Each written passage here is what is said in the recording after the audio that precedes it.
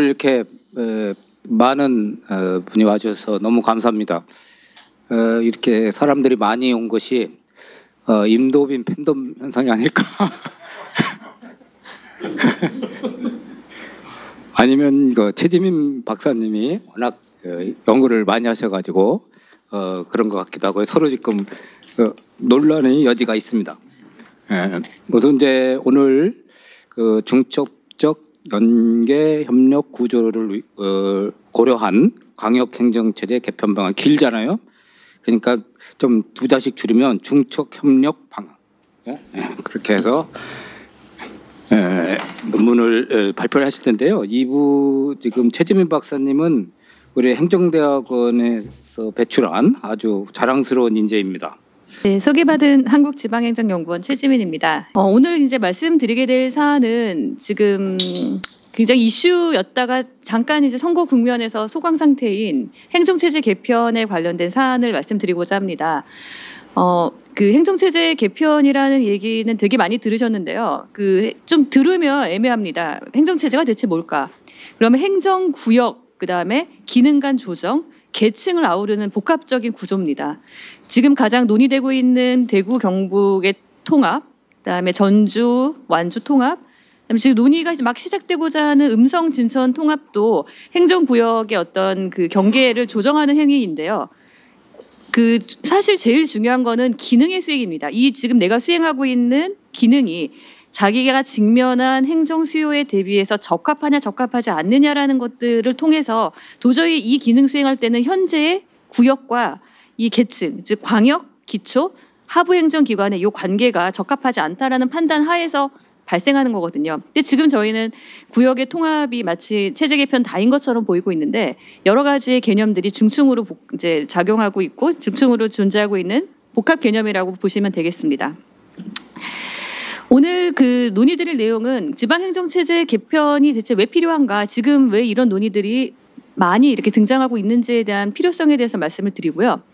두 번째는 이제 최근에 논의되고 있는 지방행정체제 개편의 동향을 지자체와 그다음에 정부의 논의를 중심으로 설명을 드리고자 합니다. 마지막으로는 오늘 이제 좀 집중해서 말씀드리고자 하는 게 광역 쪽의 행정체제 개편인데요.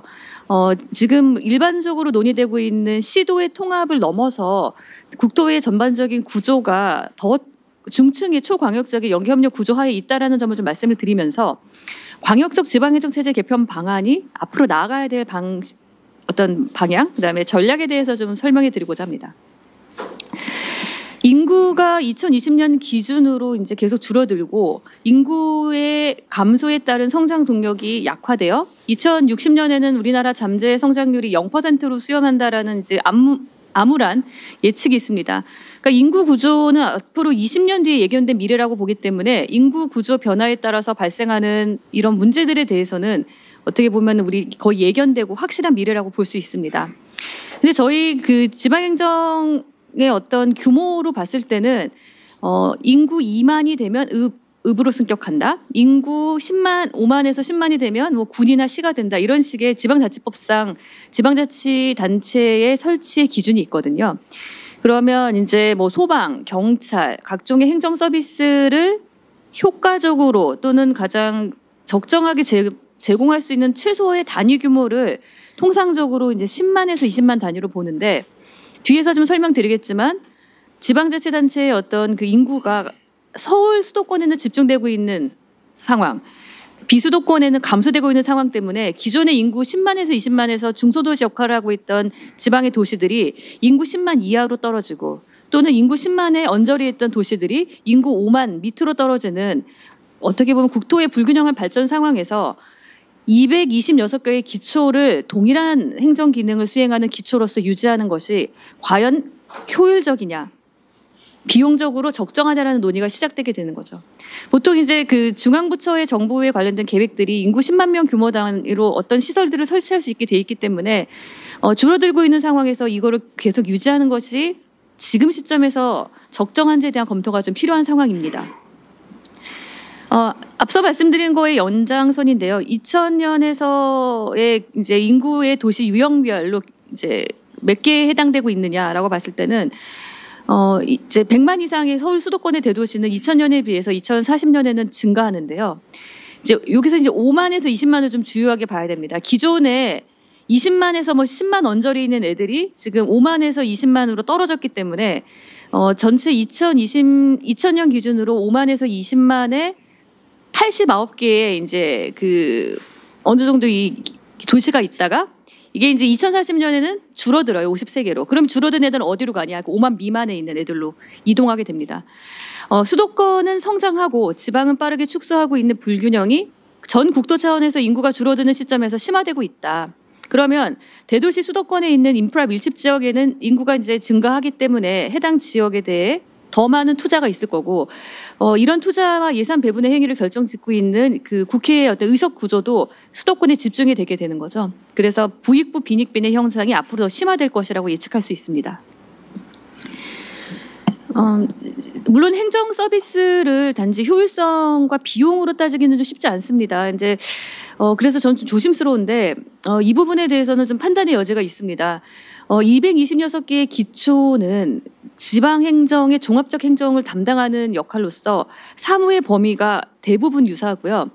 50만 이상의 대도시인 경우에는 특례를 인정받기 때문에 광역에서 받는 그 사무를 이양받는 어떤 일반 기초보다는 더 많은 권한을 수행하는 경우가 있는 거에 비해서 5만 미만이건 50만 이상이건 기초의 지위를 갖는 이상은 수행해야 될 행정의 범위가 많습니다. 일반 행정, 복지, 보건, 안전, 재난안전, 경제, 도시개발 모든 기능들을 지금 종합해서 수행을 하고 있거든요.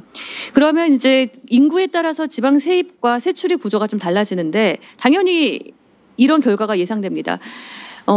인구가 줄어들면 세입이 줄어들고 동일한 서비스를 이들한테 제공하고자 하는 비용들은 계속 들기 때문에 그 지역에 살고 있는 주민이 부담하는 세입 대비 그 사람한테 제공되는 서비스의 공급 비용은 당연히 늘죠.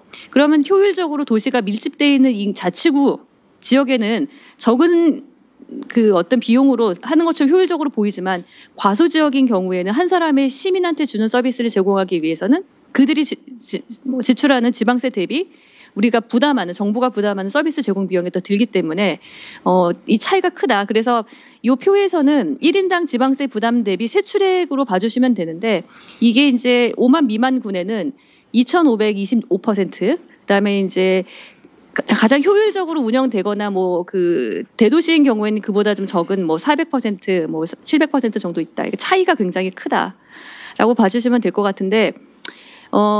이에 비해 이제 그 인구는 감소하지만 공무원의 수는 줄어들지 않고 오히려 늘어나고 있다. 이런 이제 논의들은 좀 항상 있습니다. 이건 좀 신중할 필요가 있어요. 이거를 그냥 과소 지역이고 비효율적인데 무리하게 행정의 비효율이 늘어나고 있다라고 보시기는 어렵습니다. 왜냐하면 지방자치단체가 수행하고 있는 업무는 지방자치단체 인구의 규모와 상관없이 국가의 위임 사무를 수행하는 경우가 많고 국가와 지방의 어떤 사무 비율을 봤을 때는 60%가 국가 사무거든요.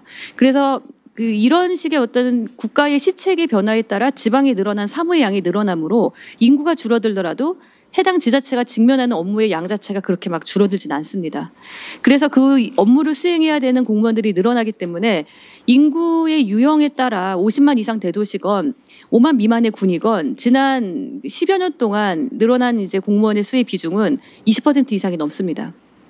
다만 이제 이런 수치가 주는 시사점은 이대로 이렇게 두는 게 옳으냐라는 어떤 판단의 여지를 남기게 되는 거죠.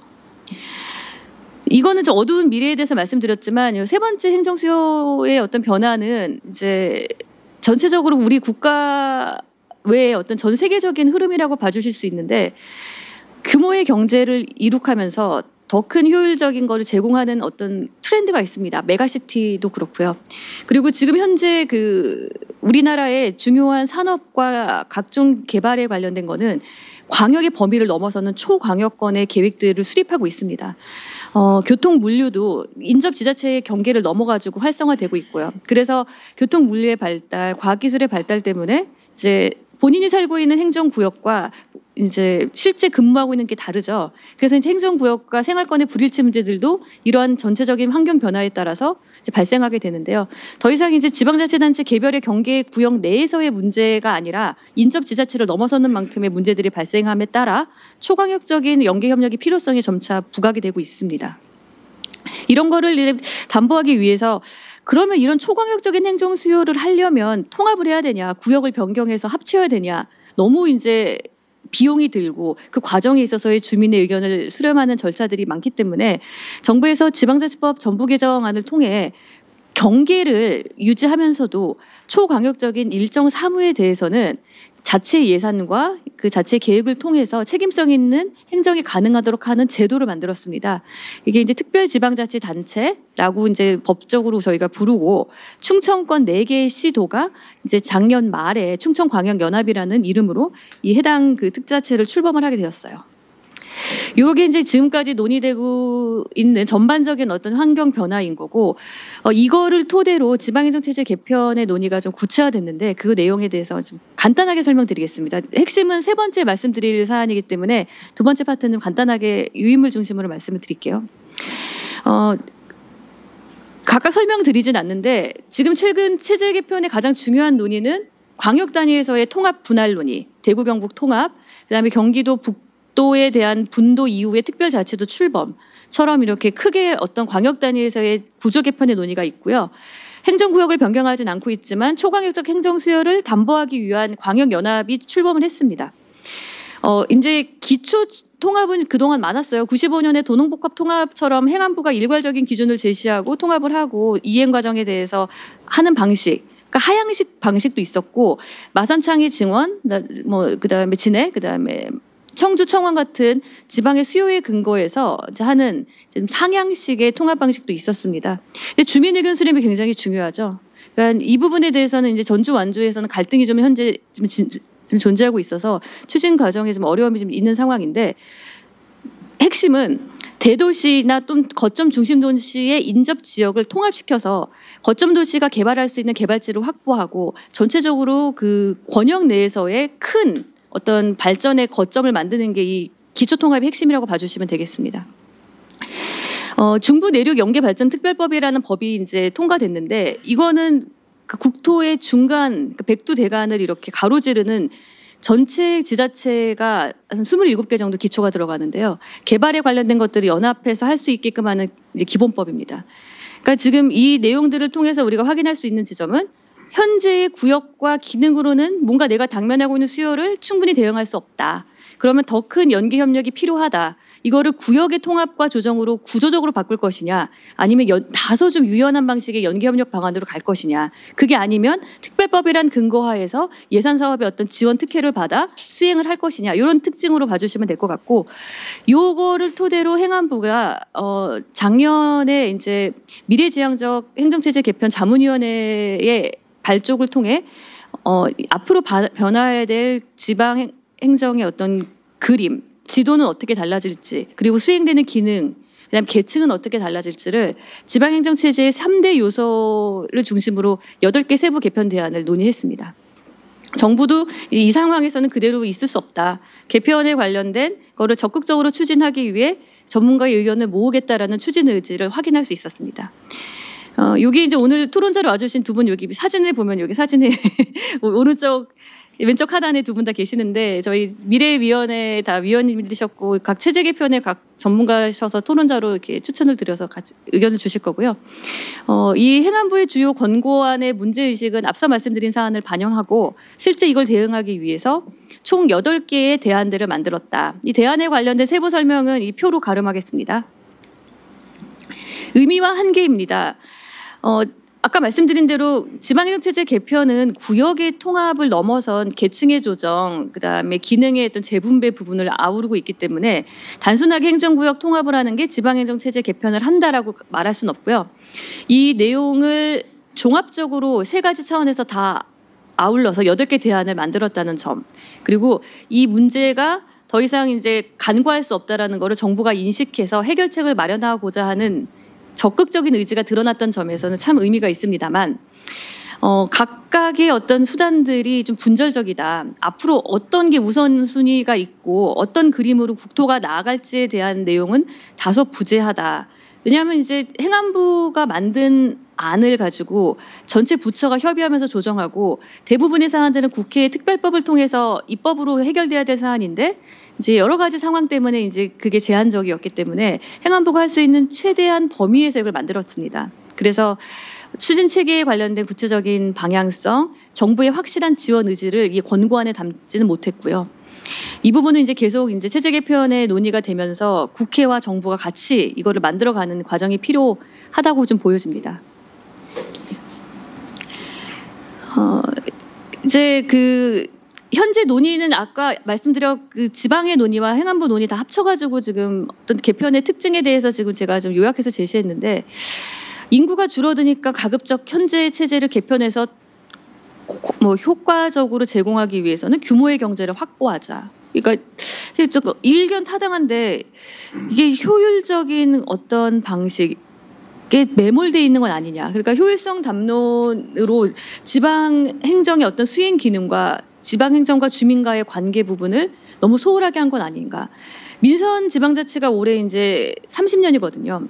그러면 주민이 스스로 본인의 단체장과 대표를 뽑고 주민의 의사가 반영된 정책을 하는 지방자치가 도입된 지 30년인데 효율성 담론으로서 국가가 판단하고 이 판단된 거에 따라서 따르라고 하는 거에 대한 자치권 간의 상충 문제 그리고 그 과정에서 주민이 소외되는 부분 광역 간의 통합에 대해서 주민들이 실제로 체감할 수 있는 게 뭘까라는 거는 사실 그렇게 구체화되지 못했죠. 왜냐하면 통합 논의는 대부분 단체장님들의 어떤 정치적인 결정에 따라서 이제 갑자기 논의가 됐다가 단체장의 권력이 교체되면 다시 이제 수면 밑으로 들어가기가 반복된 거죠.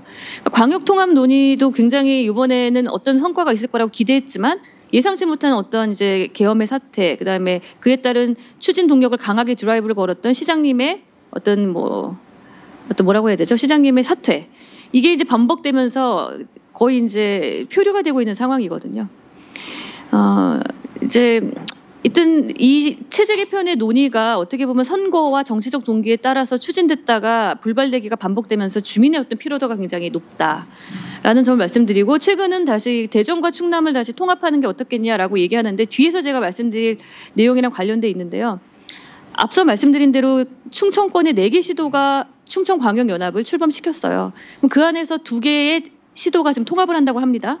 그러면 4개의 구성원이 수행하고자 하는 어떤 초광역적인 연계협력의 구조에서 권력 구조가 재편이 됩니다.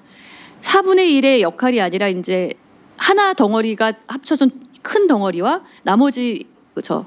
그러면 이제 지금 세종의 수도를 더 강화시키겠다.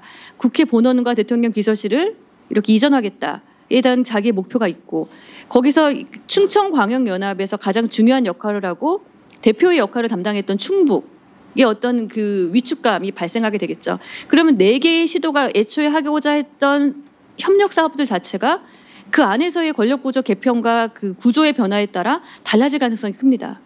그러니까 지금 오늘 제가 말씀드리고자 하는 거의 가장 중요한 결론이자 이제 어떤 핵심은 우리가 그 구역을 통합하고 나누고자 하는 것들이 그냥 단지 나와 인접 지자체의 관계가 아니라 실제 국토는 더 중첩적인 다층적인 협력 구조하에 있다라는 점입니다. 그래서 우리가 인접 지자체랑 협의해서 통합할래라고 하는 이 통합적인 행위가 다 아울러서 더 큰 종첩적이고 더 초광역적인 국토 전체 효과가 있다라는 점을 기억해야 된다는 점이죠.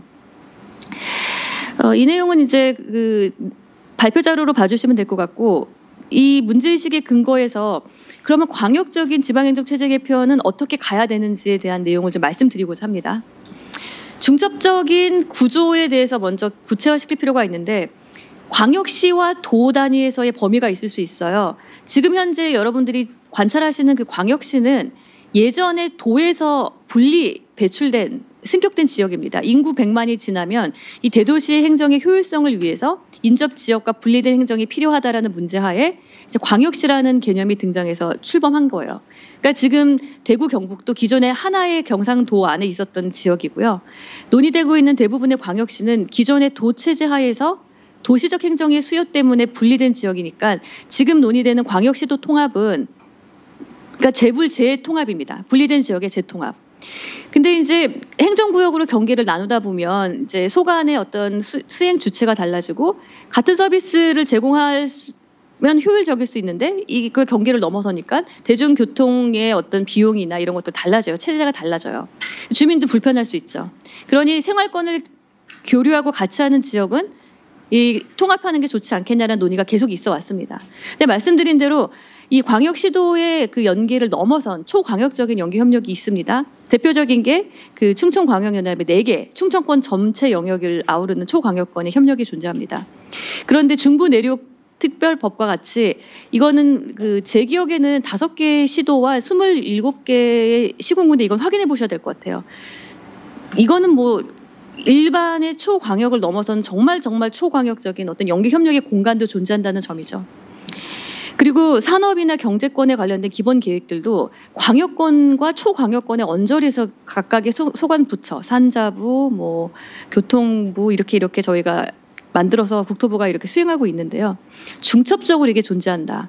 이 안에서 어떤 게 변화가 발생하면 중첩적인 협력 구조의 전체적인 구조 역시도 변화할 수 있다라는 겁니다. 광역 통합이 이제 추진 중인 초광역 협력에 강화되는 요인이 될 수 있지만 그 안에서의 어떤 그 기득권, 어떤 목소리가 커지는 순간 기존의 협력 관계가 변화할 수도 있다라는 점을 우리가 반드시 기억을 해야 되고요. 그런 맥락하에서 그러면 우리가 어떤 것들을 우선으로 검토해야 되는지에 대한 내용들 말씀드리겠습니다. 이 17슬라이드는 이제 그러면 광역연합의 개념이 뭘까라고 해서 혹시 이제 좀 궁금하실 수 있기 때문에 구체적으로 요 해당되는 개념과 근거법 그리고 어떠한 사업 기능에 대해서 광역연합이 수행하고 있는지에 대한 거를 제시해 봤는데요. 지방자치법 199조의 근거에서 설치가 됐고 보통 초광역적인 어떤 교통, 쓰레기, 환경 문제를 대응하기 위한 부분에 이제 연계 협력의 필요성 때문에 출범했습니다. 그러니까 해외에는 이제 일본의 간사이 연합이 대표적인 사례라고 봐줄 수 있습니다. 특징은 행정구역의 경계는 그대로 유지하되 합의된 분야에 한해서는 예산과 의사결정을 공동으로 진행하고 거기에 책임성 있게 집행하는 거. 그래서 이 각각의 소속된 지자체의 규약과 이 규약을 잘 지키는 내부의 어떤 관리 체계가 매우 중요한 어떤 통합과 일반적인 지방자치단체 협력의 중간 단계의 어떤 유연한 통합 전 단계로 봐주시면 될 것 같아요.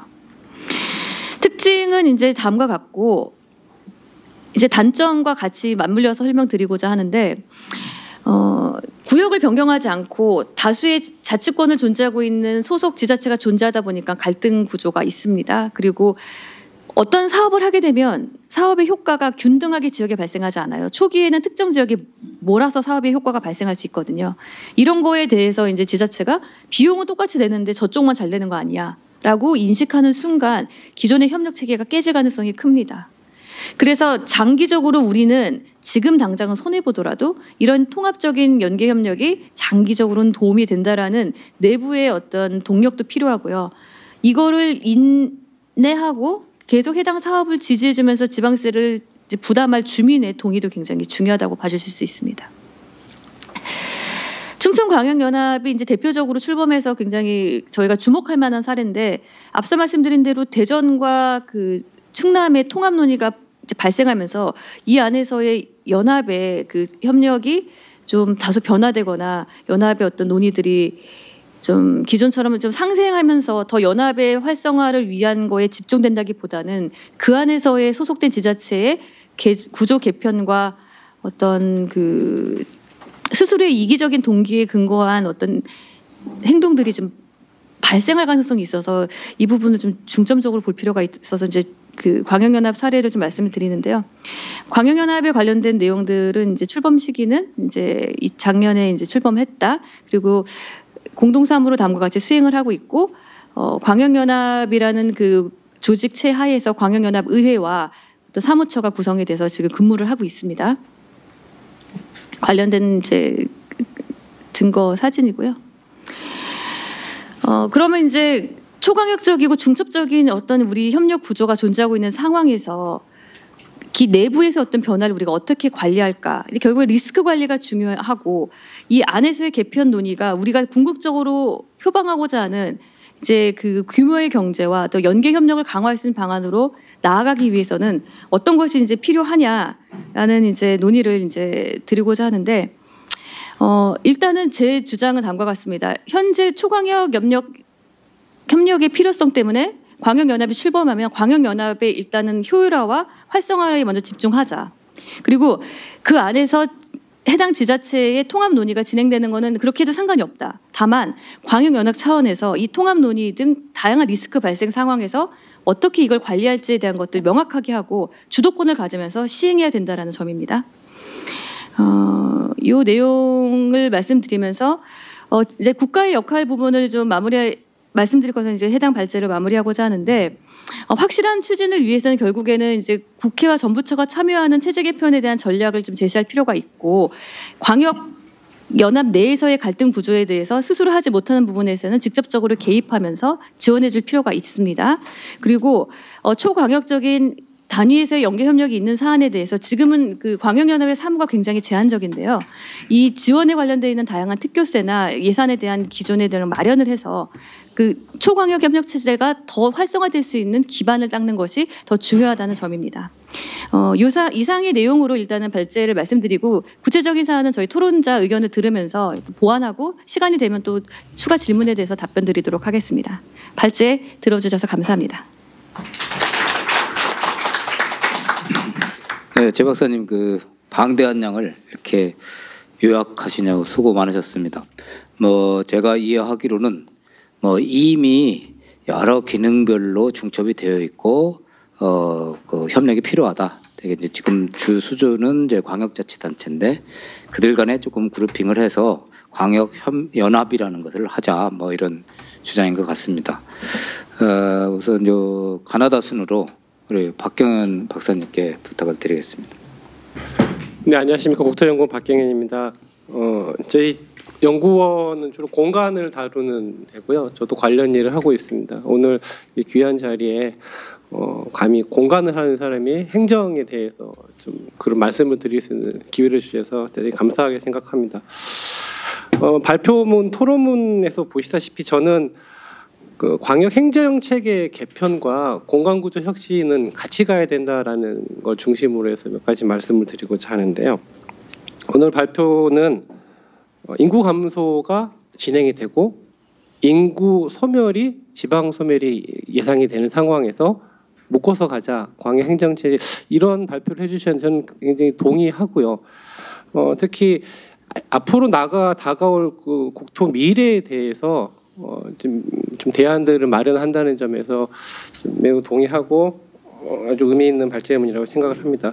그래서 제가 말씀드리고 싶은 것은, 그랬을 때 광역 행정체제 개편과 공간 전략을 어떻게 같이 엮어서 가야 될 것인가라는 점들에 대해서 몇 가지 사항을 좀 말씀드리고자 합니다.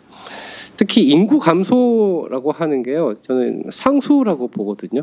어차피 인구가 감소할 수밖에 없는 상황이고, 지금 통계청의 전망에 따라서도 보면 2052년도에 4,700만, 2070년에 한 3,600만 계속 줄어드는데요.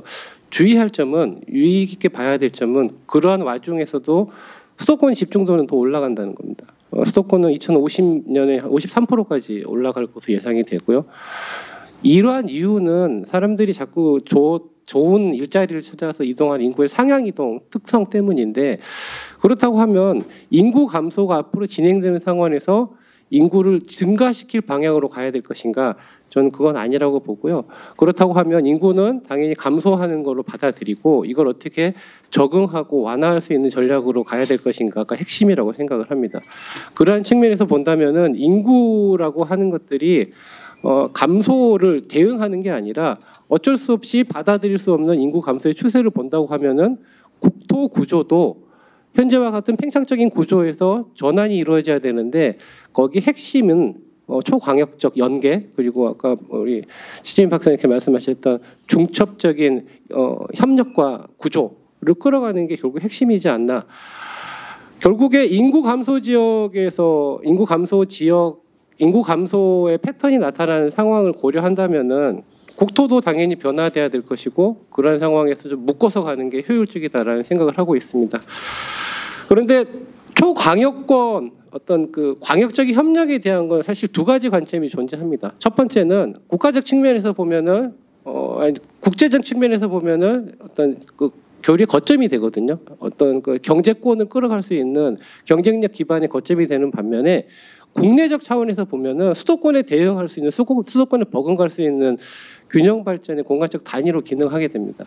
그랬을 때 우리가 이걸 어떻게 봐야 되는가 핵심인데 비수도권 같은 경우에는 산업 구조 자체가 지금 많이 붕괴되어 있는 상태거든요. 왜냐하면은 기존에 우리 아이폰 아시잖아요. 아이폰 2007년도에 나왔고요. 갤럭시 폰이 2010년도에 나왔는데 2010년 이후로 수도권과 비수도권의 부가가치 금액이 확 차이가 납니다.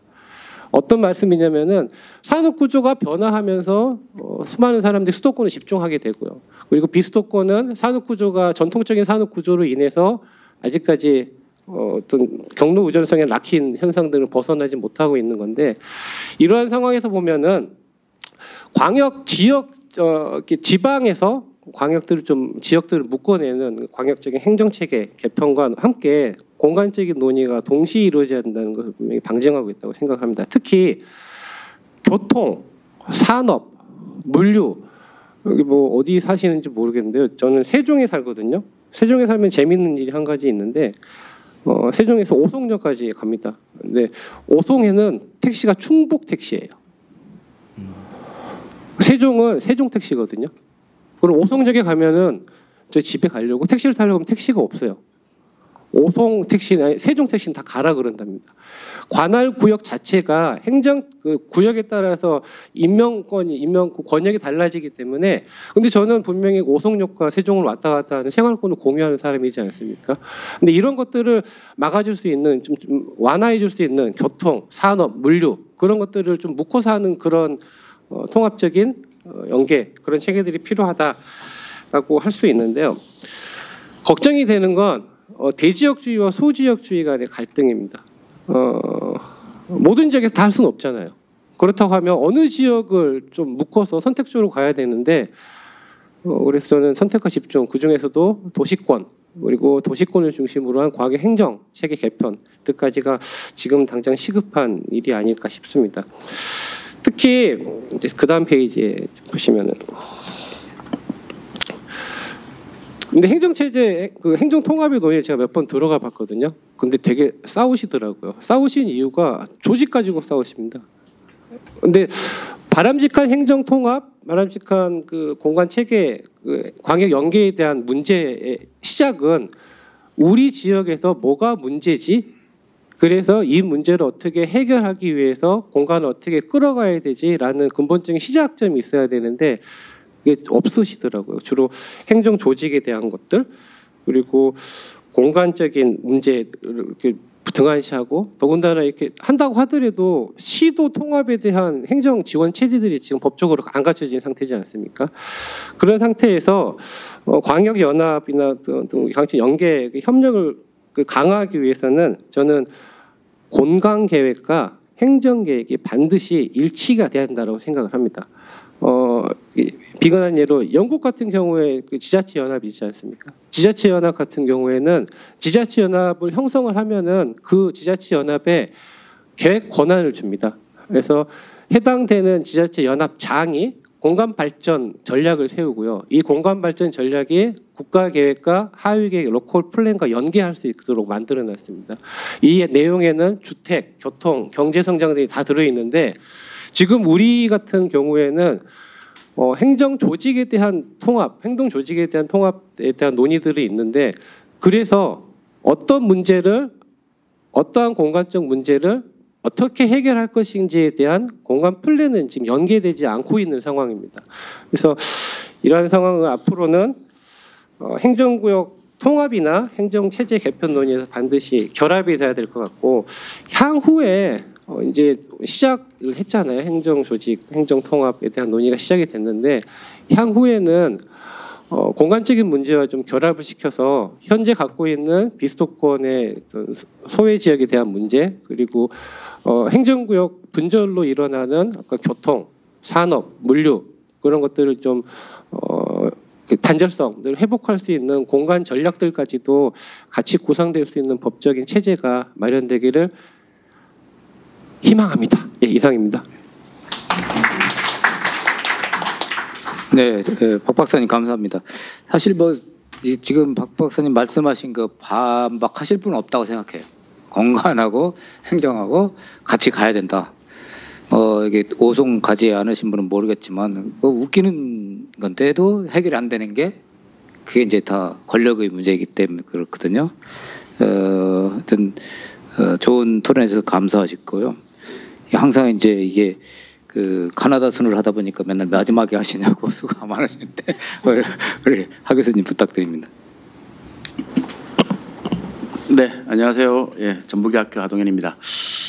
오늘 우리 최 박사님하고 그다음에 아까 박경영 박사님 거기 아까 또 이진수 교수님도 같이 그때 작년에 그 행안부에서 했던 이제 미래지향적 행정 체제 개편 위원회에서 이제 공고안을 만드는 작업을 함께 그때 했었습니다.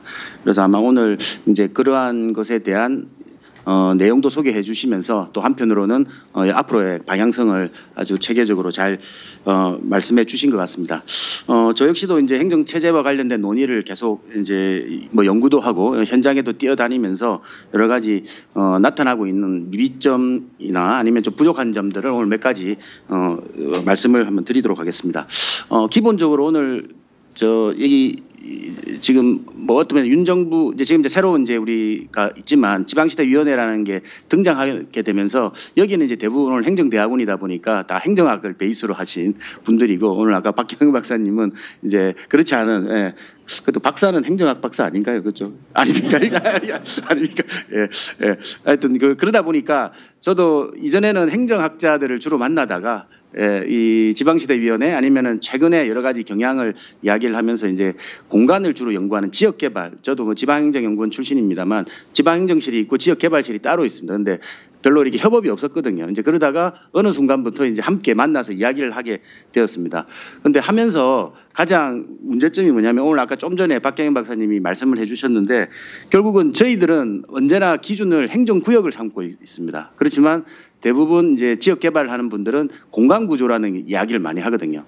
결국은 지금의 행정의 문제점은 이 행정구역이 가지고 있는 것과 그다음에 공간이 가지고 있는 것 간의 이 불일치가 계속 이제 지속화되고 있다. 이전에는 뭐 여러분들 아시다시피 행정구역에서는 어떤 정부가 있고 지방정부든 뭐 전체 정부든 정부가 있고 어쩌면 배타적인 권한을 행사하지 않습니까? 그런데 그 배타적인 권한 행사로서 지역의 문제를 풀어낼 수 없다 보니까 옆에하고 이제 협력을 해야 되는데 이 협력 구조가 잘 되지 않는 거예요. 그런데 공간을 생각하시는 분들은 왜 안 되느냐를 기본적으로 생각을 하십니다. 왜 이게 넘치고 있는데 왜 너희들은 지금 뭐 하고 있어 이렇게 이야기하고 저희들은 한 번도 경험을 안 해보다 보니까 옆에하고 협력 체계가 잘 안 되다 보니까 이게 협력을 해야 되는데 이 협력에서 자꾸 이게 첫 단추부터 잘 되지 않는 그런 경향을 띠고 있습니다. 그게 결국은 지금 말 그대로 뭐 저출산 고령화 그다음에 여러 가지 교통의 발달, 광역화 이제 이런 문제가 등장하면서 이 행정구역과 공간의 불일치가 아주 이제 심화되고 있는 지금 이 상황 속에서 어떻게 우리가 고민을 해야 될까 이제 이 논의가 있습니다.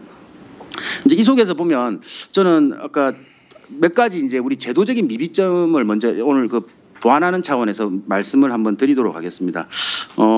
지금 말씀대로 이제 수도권, 비수도권 이야기가 나오고 지방소멸이 이야기가 나오면서 특히 그 비수도권 내에서는 이른바 이제 선택과 집중 아니면 컴팩트 시티, 상호 연계 이제 이런 이야기가 주류를 하고 있습니다. 결국은 이 선택과 집중이라는 논의를 하게 되면 결국은 그 광역 단위에서 보면 어느 지점을 우리가 선정을 하고 그것을 집중해 컴팩트로 가야 될 것인가 여기에 대한 기본적인 합의에서 출발을 해야 됩니다. 예를 들어서 제가 지금 있는 전북권에서 14개 지자체가 있고 그 14개 지자체에서 어떤 권역을 하고자 할 것인가. 그럼 여러분들 뭐 다 대부분 생각하다시피 전주를 떠올리게 될 겁니다. 그래서 그런 차원에서 지금 전라북도도 그다음에 전주시도 완주와 통합을 어떻게 끌어갈 것인가를 이제 고민하고 있습니다. 그렇지만 완주는 그렇게 생각을 하지 않거든요. 우리는 우리 지역대로 나름대로 지금 잘 먹고 잘 살고 있는데 왜 옆에 와서 자꾸 이렇게 통합을 하자고 하냐. 우리가 언제 통합을 하자고 했냐. 이제 이런 뉘앙스입니다. 그러면 그게 그러면 완주뿐만 아니라 저는 다른 지역도 마찬가지라고 생각합니다. 지금의 뭐 여러 가지 우리 예산 구조를 보면 대부분 광역의 지역 예산이 광역에 가면 광역에서는 대부분 14개 지자체별로 그냥 우리가 행정학에서 일반적으로 하는 행정구역 단위로 뿌려줍니다. 결국은 말은 선택과 집중이라는 용어를 쓰고 있지만 현재 정책의 어떤 흐름은 그렇게 되고 있지 않거든요. 이제 그러다 보니까 결국은 선택과 집중이라는 큰 어떤 공간적인 어떤 논의를 하고 있지만 현 실태는 그렇게 지금 이루어지지 않는 이 불일치가 계속 이제 재원이 계속 이제 어떤 면에서 낭비되고 어떤 면에서 그런 의미에서는 낭비되고 있는 그런 측면이 계속 있습니다. 그리고 또 하나가 이게 광역 단위로 되면서 나타나는 문제점이 하나가 이제 결국은 대부분 이제 반대론자들이 이야기하는 게 주민자치가 파괴되지 않느냐. 그리고 우리는 또 소외될 수 있다, 배제될 수 있다, 이제 이런 이야기를 하고 있습니다.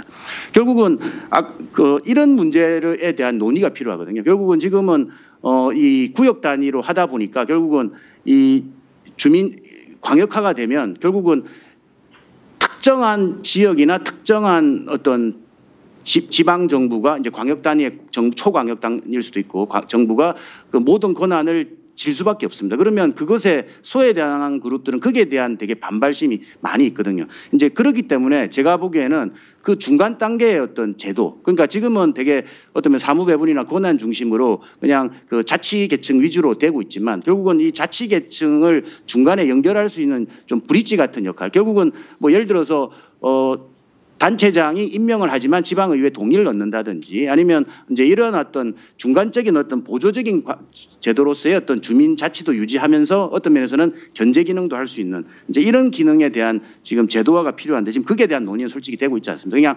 자치계층을 어떻게 할 건가 그런 관계에서 속에서 이제 통합이냐 아니면은 이제 자치계층끼리의 이제 연계를 어떻게 할 거냐 이제 이런 논의가 있습니다. 아까 박경은 박사님께서 말씀해 주신 그 영국의 사례는 결국은 영국은 보면 기능 배분이 명확하게 돼 있거든요. 그러니까 우리가 지방자치단체가 이제 하나의 종합기능 일선기관이라고 하는데 이 종합기능을 할 때 예를 들어서 내가 하는 기능이 있고 상대방이 하는 기능을 명확하게 구분하고 있습니다. 영국이 지금 그렇게 하고 있거든요. 실제로 영국의 어떤 런던도 마찬가지고 런던과 그 지역 정부 간의 그 관계를 보면 영국 광역 정부가 전체적인 한 7개, 8개 기능을 전체적으로 관리하고 그 나머지를 이제 지방 정부, 기초지자체가 관장하는 그런 체계로 되어 있거든요. 근데 우리나라는 지금 그렇지 광역 정부도 종합이고 지역 정부도 종합입니다. 이제 그러다 보니까 이제 여기에서 나타나는 결국은 이제 별도의 특별지방자치단체를 세우더라도 여기에서 기존의 지방자치단체와 특별지방자치단체 간의 알력이 이제 등장하게 되는 이제 이런 논점들이 있습니다. 그리고 또 하나가 저는 아까 제도적 미비뿐만 아니라 또 하나가 저는 무엇보다 제일 시급한 게 실현 가능성의 문제에서 우리나라에 지금 저는 이제 그러니까 우리 그 다양한 솔직히 제도는 많이 있습니다. 지금 지방자치법을 보시면 특별지방자치단체도 만들어졌고 그다음에 지금 현재 뭐 공공협약뿐만 아니라 여러 가지 이제 제도들이 지금 준비되고 있기 때문에 실제로 협의체에 관련된 논의들은 어느 정도 제도가 있다고 봅니다. 하지만 그럼 그 제도를 이용하는 이용자의 측면에서 과연 지방자치단체가 그 제도적인 인지를 하고 있고 자기들의 어떤 필요성에 의해서 제도를 활용할 수 있는 어떤 구사 능력이 있는가 이제 이 문제가 한번 우리가 고민해 볼 필요가 있다고 생각합니다. 결국은 지금 정부의 입장에서는 지방자치법에 있고 그다음에 제도도 어느 정도 있으니까 이거를 지방이 자유롭게 하면 되지 않느냐라고 하는 약간 반관자적인 측면이 있거든요. 그런데 실제로 보면 우리나라에 보면 지금 실제로 지역 간의 연계 협력을 해왔던 지금 현재 어떤 경험치가 없습니다. 어떤 제도 필요하다고 말은 하면서도 실제로 그걸 한번 해본 역사가 없거든요. 뭐 여러분들 비근한 예로 뭐 우리 흔히 이야기하면 그 전라북도에 가보면 뭐 무진장, 임순남 뭐 이런 식의 지역을 묶어서 이야기를 하고 있습니다. 그런데 그 지역의 임실의 분들을 만나고 그다음에 그 무주의 분들을 만나서 그 옆에 지자체와 뭐 어떻습니까 이렇게 물어보면 그 지자체는 저 지자체와 우리는 전혀 관계가 없다. 우리는 저쪽 지자체의 사정도 잘 모른다. 이렇게 정말 차갑게 이야기하고 있습니다. 예. 그리고 또 우리 흔히 하는 지금 여기에서는 또 우리 새만금 이야기하면서 군산, 부안, 김제를 이야기하지만 지금 그 대법원까지 가는 그 어떤 경계권 지금 분쟁 때문에 철천지 원수처럼 지금 현재 지내고 있습니다. 그 사정이 그렇습니다. 이제 그러다 보니까 결국은 자기의 어떤 관할 구역의 모든 것을 두려고 하는 이전의 그 습성이 계속 나타나고 있거든요. 그러니까 연계협력을 통해서 또 다른 어떤 큰 확대된 뭔가를 만들어야 되겠다는 이런 의식이 현재로서는 좀 아쉽게도 부족한 상황입니다. 이제 그 상황 속에서 저는 정부의 역할이 있다고 봅니다. 어떤 면에서는 그러한 것들을 이제 묶어내고 그것들을 사업을 하면서 지원하는 이런 어떤 제도들이 필요하다고 봅니다. 그럼 이제 아까 그 일본의 예를 말씀을 좀 하셨는데요. 그 일본에서도 보면 결국은 2000년을 전후로 한 어떤 면에서는 구조조정에 해당하는 이제 지방행정 체제 개편이 있었고 그때 3,200개에서 1,700개로 이제 지방자치단체가 이제 상당히 이제 어떤 면에서는 효율적인 개혁을 해 왔었습니다. 그리고 그 이후에 나왔던 개혁들은 결국은 이른바 정주자립권, 연계중추권 등등의 결국은 수평적인 연계 협력을 어떻게 할 것인가 이제 이 고민인데 이거를 결국은 자율적으로 했느냐, 제도만 내놓고 자율적으로 했느냐, 그렇지 않더라고요, 보니까. 일본의 정부가 결국은 이제 그걸 하기 위해서 상당히 이제 분위기도 만들고 재원도 지원하고, 그렇게 또 억지로 또 전체적인 사업적인 방향을 또 하면서, 그것을 하는 단체에게는 또 인센티브도 주는, 이제 어떤 면에서는 초기에 이 관계를 좀 더 확산시키기 위한 그런 노력들이 필요했습니다. 그런데 현재로서는 우리가 좀 그게 부분에 대해서 좀 아직 좀 부족한 상황입니다. 그래서 앞으로 이런 지자체 간의 연계를 이제 하기 위한 여러 가지 경험치를 올리는 작업들을 좀 정부가 조금 더 로드맵을 만들어갈 필요가 있지 않을까 그런 생각이 들었습니다. 예, 이상입니다. 지금 우리 발표자분들하고 여기하고 또 우리 이진수 교수님하고 거의 1년 이상 연구를 하신 거라 제도에 관한 거 전문적인 거라서 우리 학생들은 얼마나 이해했는지 사실 저도 잘 모르겠습니다.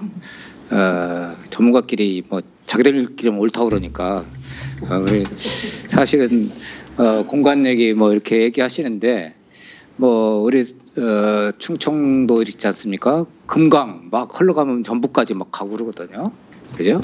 또 KTX 막 지나고 그러는데 자기들끼리 이건 니네 거고 이건 니네 거라고 하고서 나눠놓고 그다음에 또 지금 와서 또 협력하자고 그러고 막 이러거든요. 그래서 전부 헷갈릴 것 같은데 제가 조금 챌린징하게 프로보커티브가 한다면 그러면 중앙집권하지 왜 지방자치하냐 이런 얘기 나올 수 있을 것 같습니다.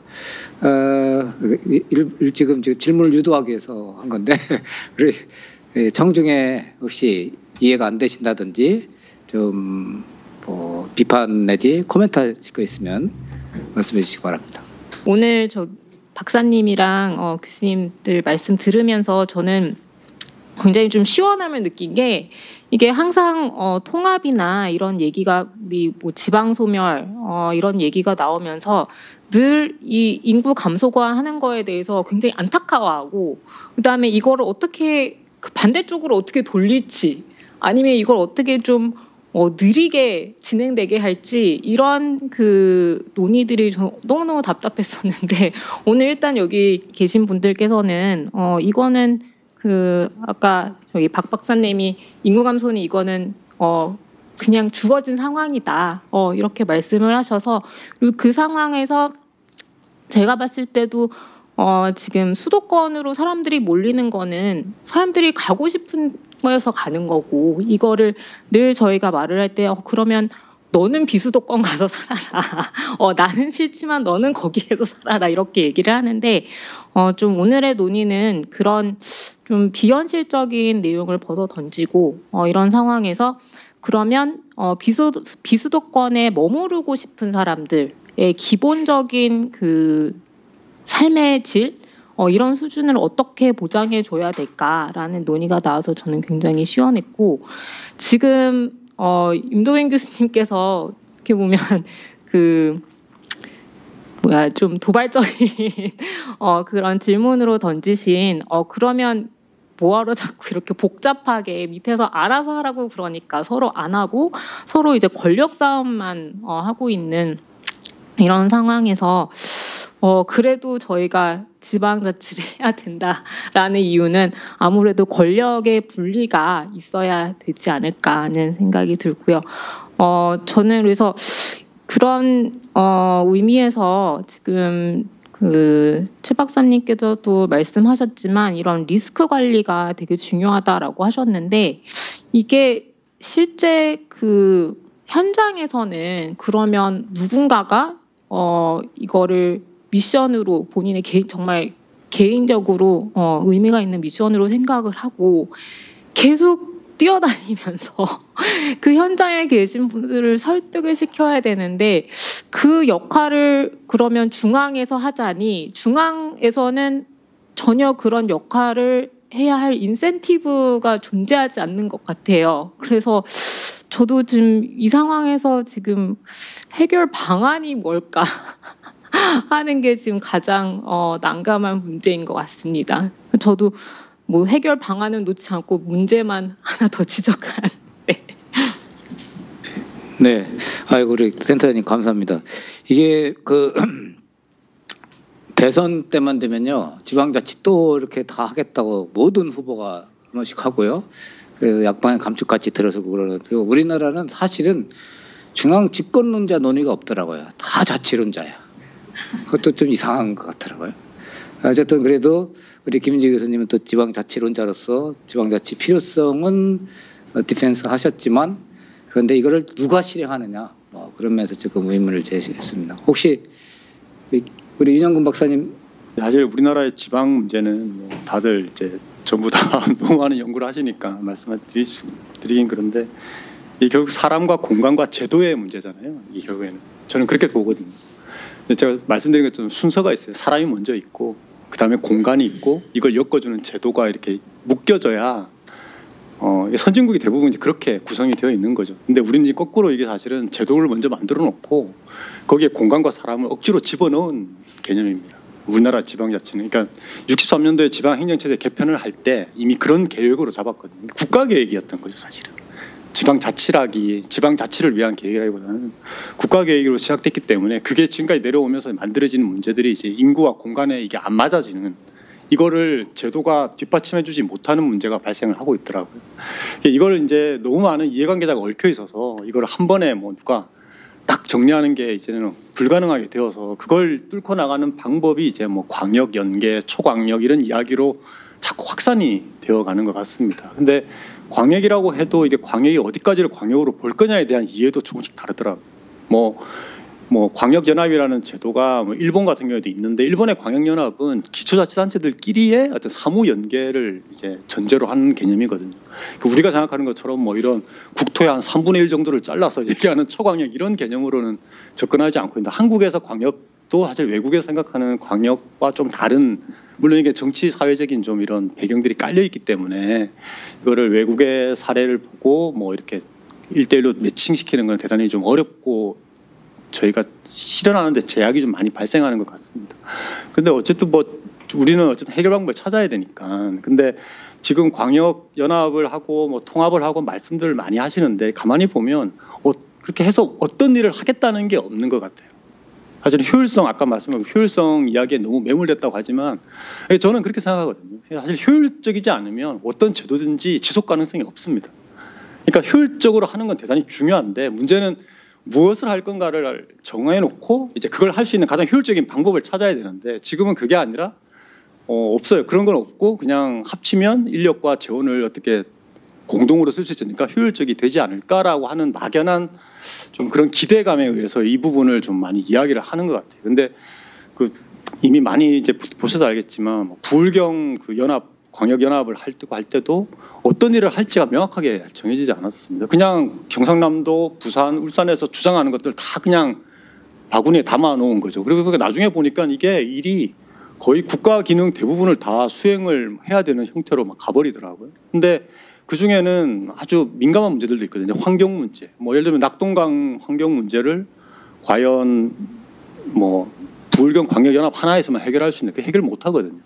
경상북도에도 내려 아까 금강 말씀하셨지만 충청도부터 시작해서 전라도 내려가는데 이 환경 문제나 이런 것들이 뭐 특정 광역이 연합이 됐다고 해서 이걸 효율적으로 처리하기는 되게 어려운 문제거든요. 그래서 사실 이게 제가 보기에는 이 모든 논의 속에서 국가의 역할이 좀 빠져 있습니다. 자꾸 이제 국가가 우리가 지방자치에 뭐 국가가 뭐 이렇게 개입을 하는 이런 것들이 좀 터부시되는 문화 때문에 국가에 빠져 있는데 예를 들어서 지금 초광역연합을 왜 꼭 저는 그렇게 생각이 들거든요. 초광역연합이라고 해서 초광역권을 이 주체가 왜 꼭 자치라고 하는 주체로만 해야 되는 저는 사실 좀 의문이 좀 듭니다. 솔직히 말씀드리면 아까 말씀했지만 여기 뭐 동남권의 산업이 이제 우리나라의 기본적으로 국가 발전이 이제 견인하는 중요한 역할을 했는데 그 산업 구조 전체를 국가가 다 설계를 해서 깔아놨는데 이제 와서 이제 이 산업 구조를 전환하는 거는 지역의 책임인 것처럼 이렇게 너무 관계연합을 구성하면 넘길 수 있고 뭐 할 수 있는 것처럼 얘기를 하는데 저는 그것도 대단히 좀 실현하기 어려운 일이라고 생각을 하거든요. 이게 국가 단위로 사실 책임져야 될 부분은 국가가 책임을 지고 이제 그 안에서 이제 자치단체끼리 연합을 하거나 뭐 교류를 하거나 아니면 통합을 해서 해결할 수 있는 부분을 찾아나가도록 해야 되는데 지금은 초광역이라고 하는 너무 큰 단위를 그냥 자치 덩어리 하나로 구성을 전제로 하고 거기다 기능을 얹으려고 하니까 사실은 누구도 그걸 감당을 할 수 없는 이야기를 지금 계속 반복하고 있다는 생각이 좀 들어서 국가의 역할과 지역의 역할 이 부분을 우선 가르는 것부터 일단 해야 공간적인 이 부분이 좀 해결이 되지 않을까 생각합니다. 이 정도에서 말씀 마치겠습니다. 네, 감사합니다. 행정적으로 기능을 어떻게 누가 담당하느냐 이런 얘기도 있지만 사실 출발점 자체가 우리가 민주화, 그다음에 권력성 뭐 이런 게 있어요. 그래서 지방자치를 실시했고 지금도 거기 그 지방의원과 단체장들 이런 사람들의 이해관계가 또 다 걸려 있는 것 같습니다. 그래서 주민 없는 지방자치를 많이 하는 것 같은데 저도 임도빈 교수님과 같은 뜻인 게 뭐냐면 이 좁은 땅덩어리에 굳이 뭐 지자체를 해가지고 나눌 필요가 있느냐. 더구나 저도 뭐 디플정 수업을 받으면 요즘에 AI라든지 뭐 각종 IT의 발전에 맞는 디지털 플랫폼이나 이런 걸 가지고 주민들의 삶을 높일 수 있는 다양한 방안이 있는데 결국 왜 지자체가 필요할까라는 생각을 해봤는데 물론 거기에 대한 뭐 행정의 민주성이나 뭐 효율성을 측면에서 민주성이라 하면 그 지역 주민들이 자기들이 생각하는 뭐 지역에 맞는 뭐 이런 걸 발전시킬 수 있는 사람을 뽑아서 한다는 그런 측면에서는 좋지만 효율성 측면에서는 조금 다시 또 생각해 봐야 될지 않을까 싶습니다. 그래서 오늘 제안하신 내용 중에서 광역연합이 꼭 필요할까라는 게 퀘스천이에요. 저는.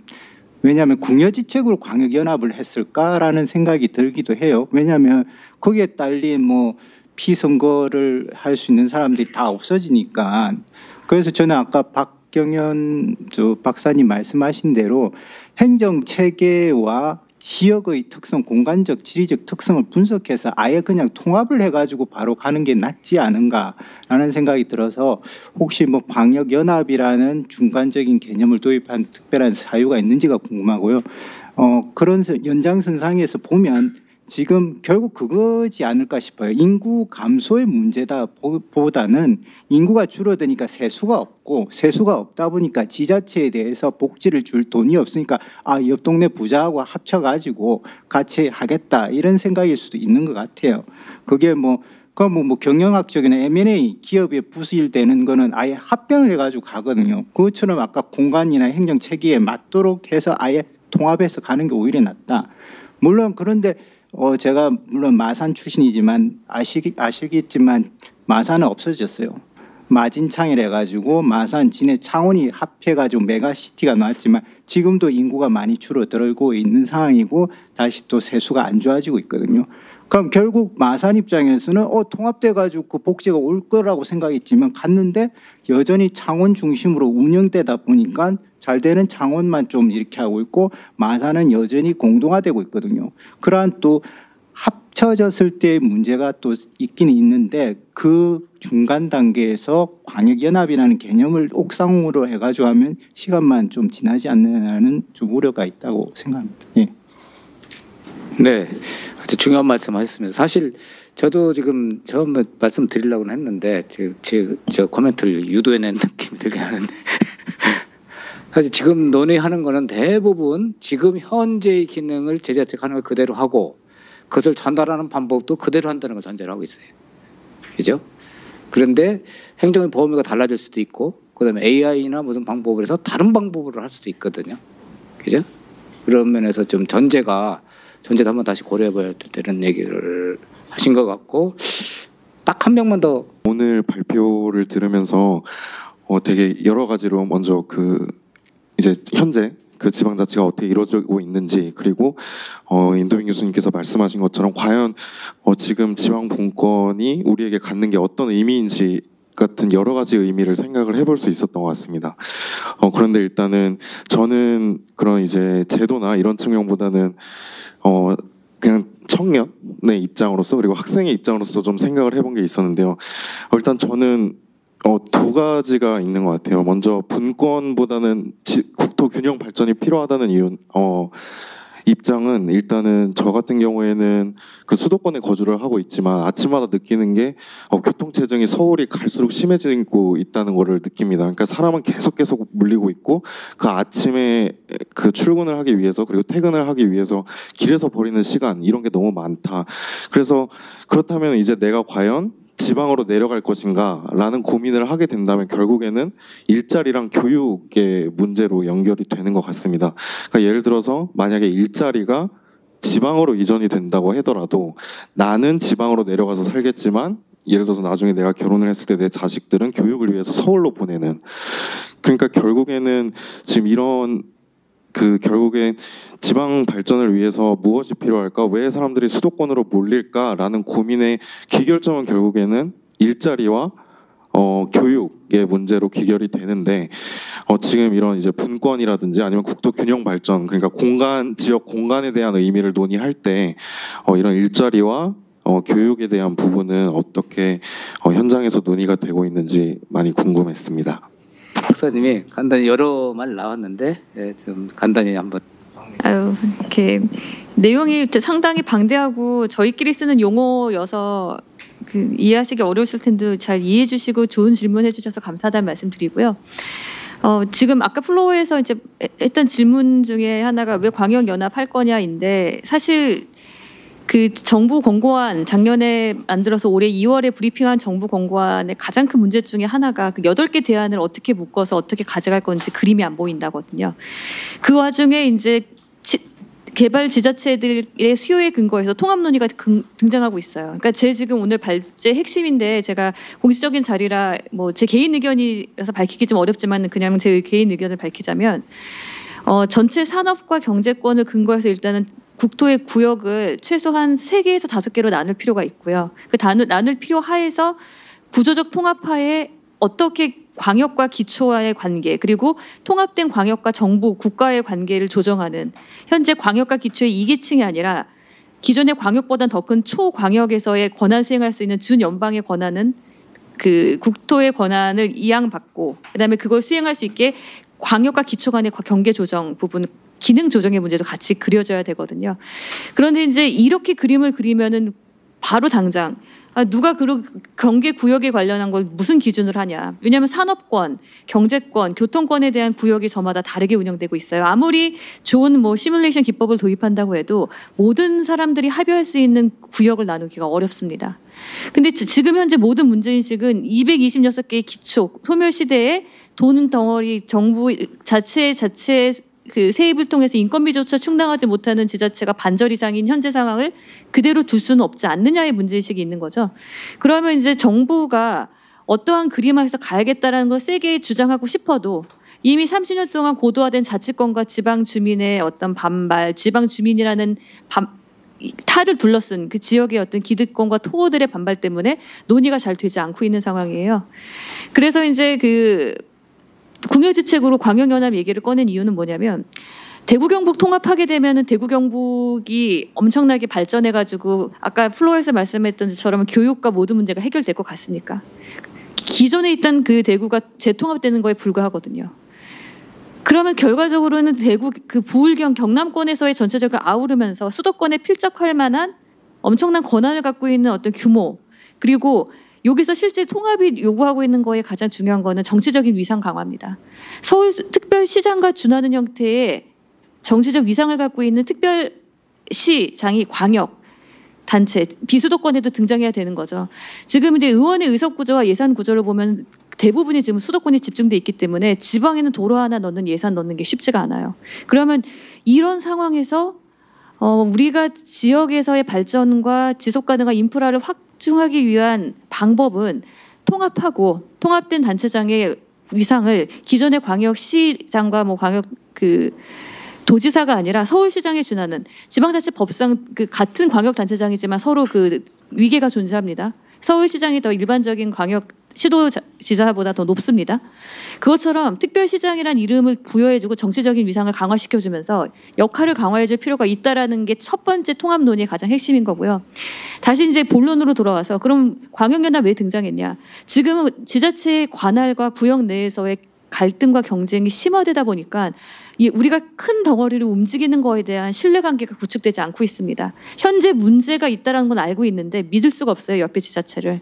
그러면 당장 통합하자니 비용이 너무 들고 이게 정부에서 특별법 통과도 되지도 않을 것 같고 우리가 주민한테 소개했던 것만큼의 기대 효과를 가져오기도 어려워요. 왜냐하면 통합 논의라는 거는 단체장끼리 어떤 정치적인 결정에 근거해서 논의되는 경우가 많지 실제 기대 효과를 충분히 뽑아내가지고 통합하면 이런 효과가 있습니다라고 깊이 있게 연구가 되진 않았거든요.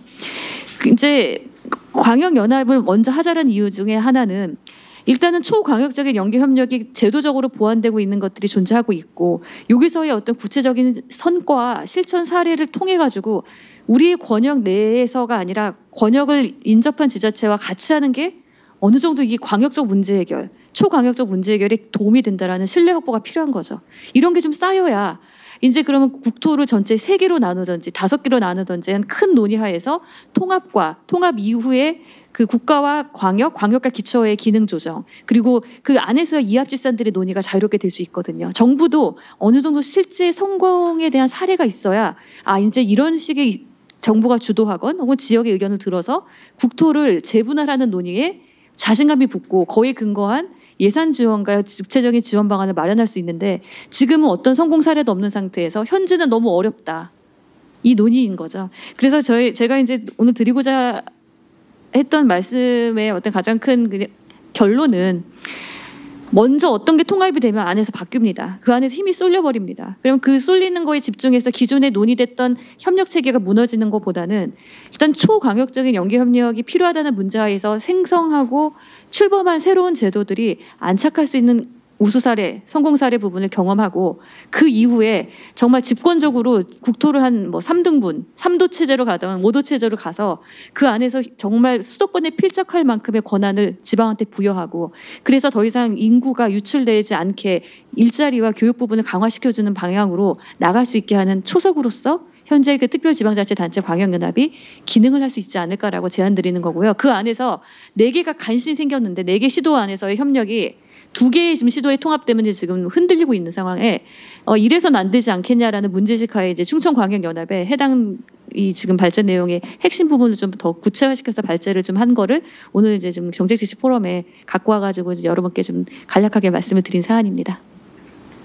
마무리를 짓는다면은 우리 제로섬 게임인데요. 우리 대한민국에서는 경제 부가 있고 이걸 어떻게 나누느냐 그런 건데.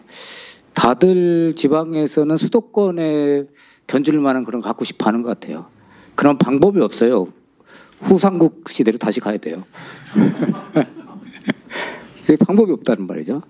그래서 뭐 더 길게 말하면 정치적인 문제란 말씀을 드리는 거고 제가 하나 빠지고 싶은 거는 여기서 이제 아까 제가 농담비서 주민 없는 지방자치 하자고 자꾸 한다는 것 같고였고 그다음에 여기서 단체장 권한 좀 내려놓자. 지방의원 권한 좀 내려놓자. 뭐 그런 얘기는 왜 없는지 모르겠어요. 국회는 내려놓자 하는데 여기는 있는 거 다 누리고 더 달라고 하고 그리고 그거는 다 주민의 뜻이라고 그러고 이게 제가 맞는 얘기인가 하는 생각은 다시 듭니다. 오늘 최 박사님 좋은 분 발표해 주셔서 감사하고요. 그냥 한번 여러분들 졸리실 것 같아서 졸리지 말라고 얘기한 겁니다. 수고 많으셨습니다. 1128인가요? 정책 포럼 마치겠습니다.